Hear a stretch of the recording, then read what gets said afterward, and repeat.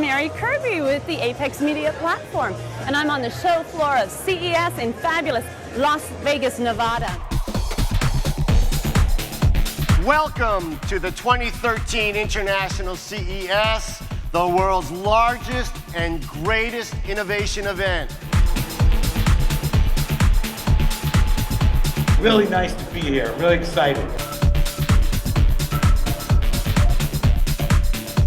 These guys have been great partners on the phone, and we really appreciate it. And the new Windows phones, I think, are incredible.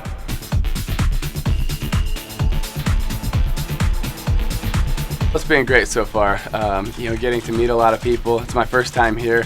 It definitely is a little bit of a whirlwind. So we're excited to be helping Paramount leverage some of our newest technologies for their incredible new Star Trek app. Hey, what's up? This is 50 Cent. We're here at CES 2013. We're having a ball.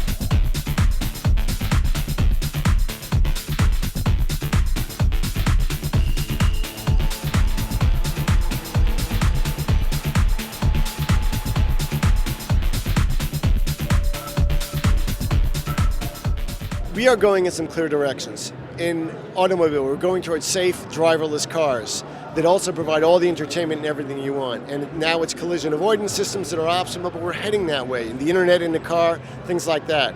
Also, in other areas, we're getting a lot of sensing devices packed in to do great things. We're going to robotics, we're going to nanotechnology, and we're going to amazingly thin, beautiful, incredible screens that are 4 times the resolution of HD TV. In the Panasonic booth, and they have brought a replica of the Singapore Airlines first-class suite on the A380. Hi, ladies.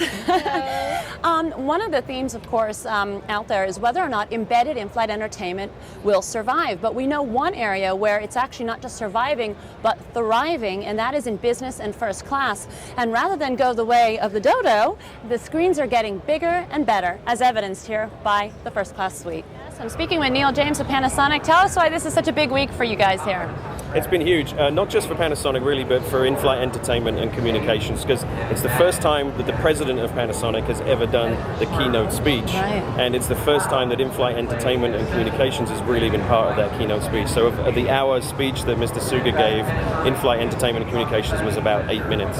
He threw out some pretty big numbers. Can you tell us a little bit about that? Yeah, he talked about the 1,600 aircraft that we now have committed to connectivity, global connectivity, as well as the 500 million passengers a year that fly with our in-flight entertainment and communications. Oh my goodness. And so it's a kind of a vast opportunities, not only for Panasonic, but of course for the entire industry in light of those kind of figures. Yeah, it's highlighted a lot. What we've actually found is people from the automotive industry that come into the Panasonic booth saying, we didn't realize quite how much was going on in the in-flight entertainment space. And one of the things that we've talked about for a while is this travel thread, the pre-flight, in-flight, post-flight.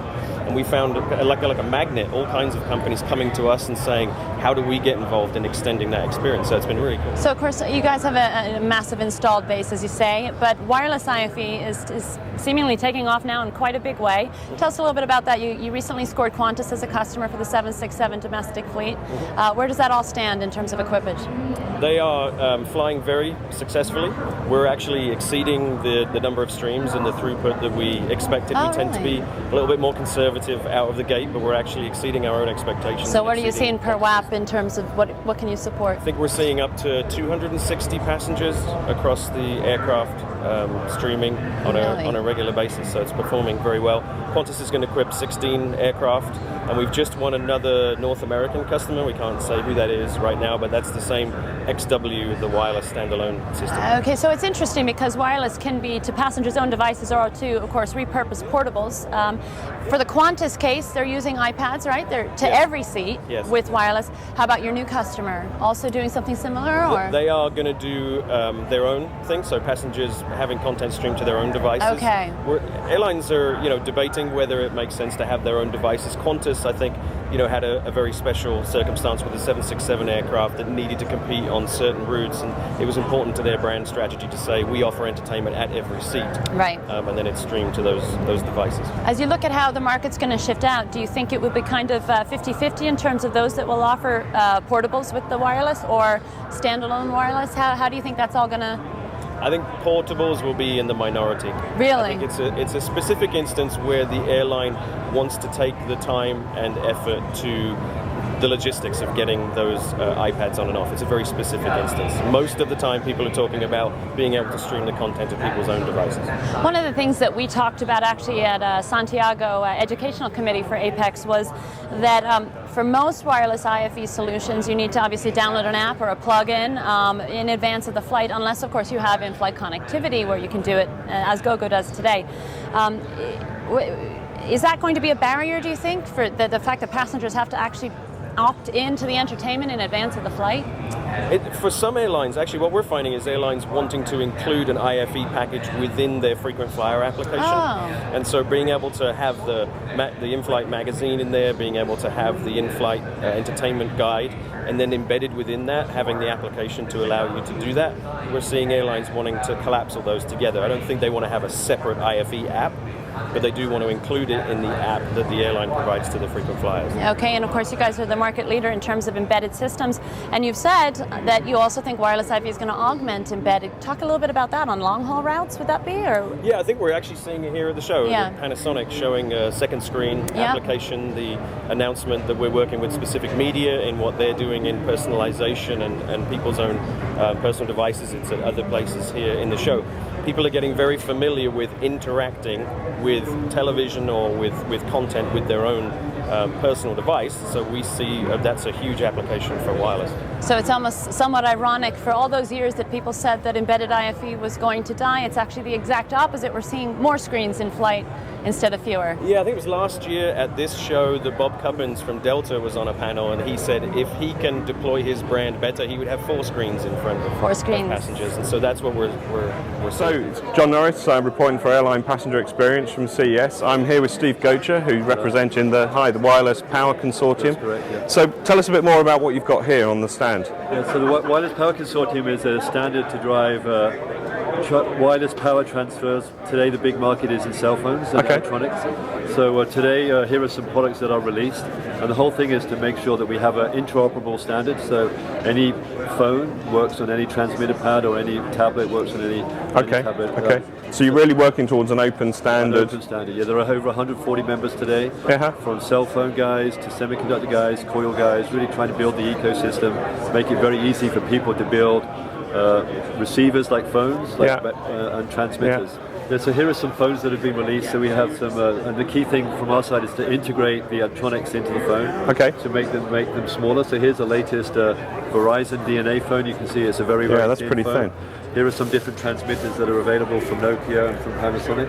And you can see if we could just place this on here, that the charging will start. Here we are. Okay. Yeah, that's very responsive. And so any of these phones that has that standard will work on any of these charging pads? Correct, yes. Okay. That's what it's all about. Really good. Great. Thank you very much. Thanks for your time. So we're at the Sennheiser booth here at CES, and of course they are known for being one of the dominant players in earphone technology. Thank you so much for talking to us. You're very welcome. Obviously, good earphones play a big role in the passenger experience, whether that's pre-flight at the airport or in-flight on board the aircraft. Can you tell us why? Good quality audio is very important for long-distance travel, and also protecting your hearing, and keep, when you're competing with the volume of the noise on the aircraft, it's really great to keep the volume down quite low with using a good quality noise cancelling headset. Oh, interesting. So what do you have here in your hand? Well, the kind of more recent development has been to produce a good quality noise cancelling digital product that's small and in the ear. So it's very, very sort of portable. You always have a lot to carry on board an aircraft. So we're trying to make everything as small as possible, really, but same good quality sound.